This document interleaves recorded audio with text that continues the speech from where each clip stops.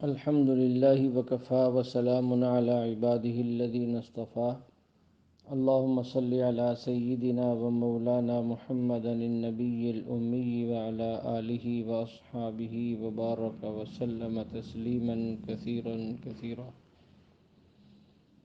میرے معزز خواتین و حضرات، تیسرا پارہ ہے اور اس کی پہلی ہی آیت ہے تلک الرسل فضلنا بعضهم علی بعض۔ اس پارے کے شروع میں اللہ جل شانہ نے انبیاء علیہم السلام کا ذکر فرمایا۔ بعض انبیاء کو بعض انبیاء پر فضیلت عطا فرمائی۔ امتوں میں تو تمام انبیاء علیہم السلام سارے ہی انسانوں سے افضل ہیں، بلکہ سارے جہان کی مخلوق سے افضل ہیں، لیکن نبیوں میں سے بعض نبی دوسرے نبیوں سے افضل ہیں۔ اللہ جل شانہ نے کسی نبی کو براہ راست اپنے ساتھ ہم کلام ہونے کا شرف بخشا، وکلم اللہ موسیٰ تکلیما۔ کسی نبی کو کوئی دوسرا اعزاز بخشا، اور پھر انبیاء علیہم السلام کو معجزات دیے گئے۔ ان کے اندر بھی فرق ہے، بعض کو بہت عجیب و غریب بڑے بڑے معجزات دیے گئے، بعض کے معجزات کم ہیں، بعض کے زیادہ ہیں۔ اسی طرح اس کے دوسرے رکوع میں آیت الکرسی کا ذکر ہے۔ یہ قرآن کریم کی افضل ترین آیت ہے، ہر مسلمان کو اس کے پڑھنے کا اہتمام کرنا چاہیے۔ ہمارے زمانے میں لوگوں کو صرف کرسی یاد ہے، آیت الکرسی بھول گئے۔ اگر یہ لوگ کرسی کے پیچھے نہ لگیں بلکہ آیت الکرسی کا اہتمام کریں تو ان کی دنیا بھی بن جائے اور آخرت بھی بن جائے۔ کچھ آگے چل کر حضرت ابراہیم علیہ السلام اور نمرود کے مناظرے کا ذکر ہے۔ الم تر الی الذی حاج ابراہیم فی ربہ ان آتاہ اللہ الملک۔ ابراہیم علیہ السلام کا نمرود سے مناظرہ ہوا، اس کی تفصیل وہاں موجود ہے۔ نمرود جو ہے خود کو سجدہ کراتا تھا، خدائی کا دعویٰ کرتا تھا، تو حضرت ابراہیم علیہ السلام نے دلیل کی طاقت کے ساتھ اس کو خاموش کرا دیا۔ اس لیے مناظرہ کرنا کوئی گناہ کا کام نہیں، بلکہ مناظرہ بھی ایک عبادت ہے۔ جس طرح اسلامی کتاب تصنیف کرنا، دین کی تبلیغ کرنا، دعوت دینا، جہاد کرنا، واعظ و نصیحت، امامت و خطابت، اسی طرح جو ہے مناظرہ بھی دین کا ایک حصہ ہے۔ انبیاء علیہم السلام معصوم ہوتے ہیں، کوئی بھی چھوٹا یا بڑا گناہ کا کام وہ نہیں کرتے۔ اگر مناظرہ کرنا گناہ ہوتا تو ابراہیم علیہ السلام کبھی مناظرہ نہ کرتے، لیکن تیسرے پارے میں اس کا ذکر موجود ہے۔ بلکہ انبیاء علیہ السلام نے تو مباہلہ بھی کیا ہے، وہ بھی جائز ہے۔ اور علماء کرام ہمیشہ مناظروں سے اہل باطل کو خاموش کرواتے رہتے ہیں۔ ہمارے بزرگوں میں شیخ ابو بکر باقلانی رحمۃ اللہ علیہ ایک بہت بڑے فقیہ، بہت بڑے عالم، بہت بڑے مناظر تھے، جن کی وفات تقریباً 371 ہجری میں ہوئی۔ ایک عیسائی سے مناظرہ کر رہے تھے، جب وہ عیسائی ہر سوال میں لاجواب ہو رہا تھا تو اس نے آخر میں ایک ایسا حملہ کیا جو اس کے گمان اور ہمارے گمان کے مطابق ایسا سوال تھا جس کا کوئی جواب بظاہر سمجھ میں نہیں آتا تھا۔ اس نے فوراً یہ اعتراض کیا کہ تم مسلمان بہت متعصب ہو، بہت ضدی ہو۔ تو شیخ باقلانی نے پوچھا کہ ہم میں کون سا تعصب ہے؟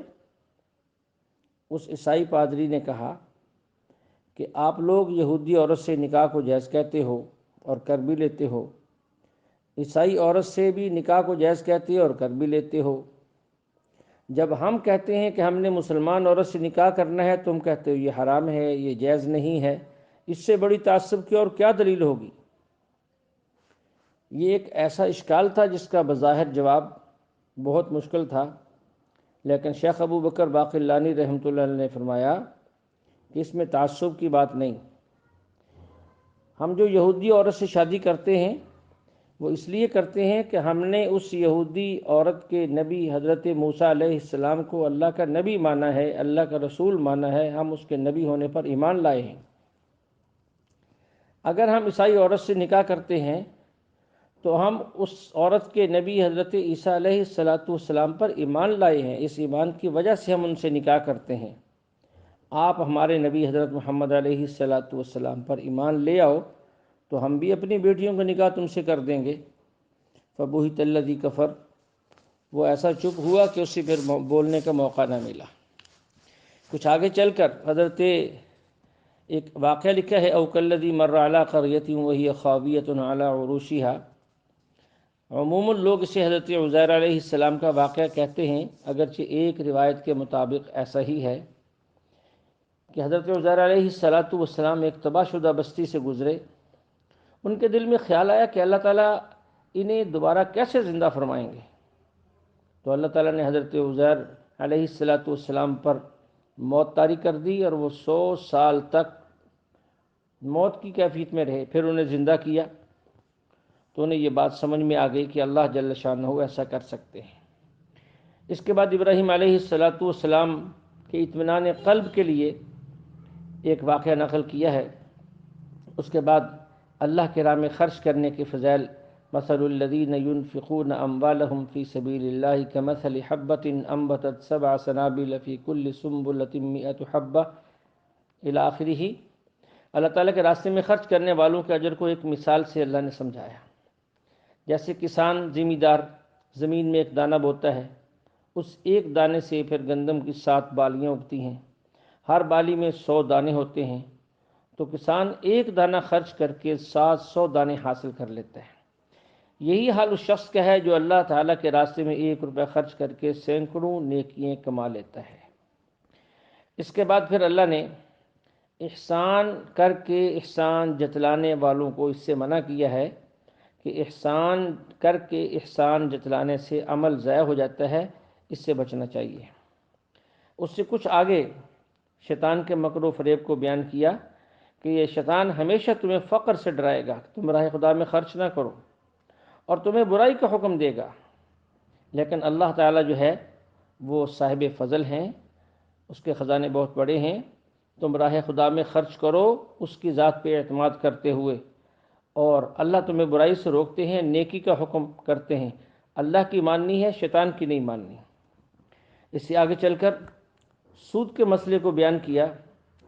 اللہ فرماتے ہیں وَأَحَلَّ اللَّهُ الْبَيْعَ وَحَرَّمَ الرِّبَا، اور ایک آیت میں فَإِن لَّمْ تَفْعَلُوا فَأْذَنُوا بِحَرْبٍ مِّنَ اللَّهِ وَرَسُولِهِ، اور بھی آیات اس پر موجود ہیں۔ سود کی حرمت کو بیان کیا ہے کہ سود پر جہاں اور وعیدیں ہیں وہاں اہم ترین وعید یہ ہے، اللہ تعالیٰ نے سود خور کے ساتھ اعلان جنگ کیا ہے، اور جنگ کا ضابطہ آپ سب جانتے ہیں۔ جس سے جنگ ہوتی ہے، ایک فریق دوسرے فریق کی قیمتی چیزیں، قیمتی املاک کو تباہ کرتا ہے۔ اللہ تعالیٰ کے ہاں چونکہ چیزیں قیمتی نہیں ہیں، ایمان سب سے قیمتی ہے، اس لیے سود خور جب سود کو حلال سمجھتا ہے تو اس کا ایمان ختم ہو جاتا ہے۔ وہ شناختی کارڈ اور پاسپورٹ اور محلے میں وہ مسلمان شمار ہوتا ہے، اس کے مرنے پہ اس کا جنازہ بھی پڑھا جاتا ہے، اس کی قرآن خوانی اور گل خوانی بھی ہوتی ہیں، دعائیں بھی کی جاتی ہیں، لیکن وہ ایمان سے نکل کر دنیا سے جاتا ہے، اللہ کے کاغذوں میں وہ ایمان والا نہیں ہوتا۔ اور جو سود خور اسے حرام سمجھ کے کھاتے ہیں اور کھاتے ہی رہتے ہیں اور پھر توبہ بھی نہیں کرتے، تو اس پر بھی خدشہ ہے کہ ان کا ایمان کہیں ختم نہ ہو جائے۔ اس لیے سود اور سودی کاروبار اور سودی معاملات سے ہر مسلمان کو بچنا چاہیے۔ سود کا 1 روپے کھانا اپنی ماں سے 70 مرتبہ بدفعلی کرنے سے بڑا جرم ہے۔ اللہ ہماری حفاظت فرمائے۔ وآخر دعوانا ان الحمد للہ رب العالمین۔